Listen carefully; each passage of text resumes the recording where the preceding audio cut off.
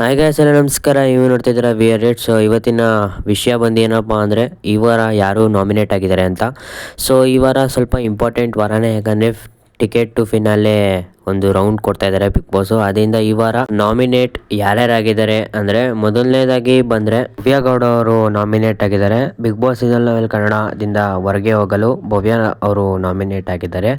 So ಎರಡನೇ nominate ಯಾರಂದರೆ Mokshitha ಅವರು ಎರಡನೇ ನಾಮಿನೇಟ್ ಆಗಿದ್ದಾರೆ. ಸೊ ಇವರು ಆ ಟಾಸ್ಕ್ನಿಂದ ಹೊರಗೆ ಬರ್ಲಿಕ್ಕಾಗಿಲ್ಲ ಅಂತ ಇವರು ಸಹ ನಾಮಿನೇಟ್ ಆಗಿದ್ದಾರೆ. ಸೊ ಮೂರನೇ ನಾಮಿನೇಟ್ ಯಾರು ಅಂದರೆ ಅದು ಧನರಾಜ್ ಅವರು ಮೂರನೇ ನಾಮಿನೇಟ್ ಆಗಿದ್ದಾರೆ. ಸೊ ಇವರು ಲಾಸ್ಟ್ನೇ ರೌಂಡ್ಗೆ ಬರ್ತಾರೆ. ಸೊ ಹಾಗಾಗಿ ಇವರು ನಾಮಿನೇಟ್ ಆಗಿದ್ದಾರೆ.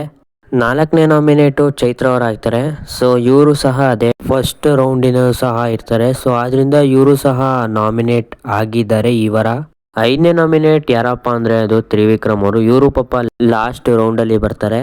ಸೊ ಆದ್ರಿಂದ ಇವರು ಸಹ ನಾಮಿನೇಟ್ ಆಗಿರ್ತಾರೆ. ಸೊ ಇವರು ನಾಮಿನೇಟ್ ಆಗಿದ್ದಾರೆ. ಸೊ ಈ ವಾರ ಏನಪ್ಪಾ ಅಂದ್ರೆ ಅದು ಇಬ್ರು ನಾಮಿನೇಟ್ ಆಗ್ತಾರೆ. ಸೊ ಈ ವಾರ ಡಬಲ್ ಎಲಿಮಿನೇಷನ್ ಇರುತ್ತೆ.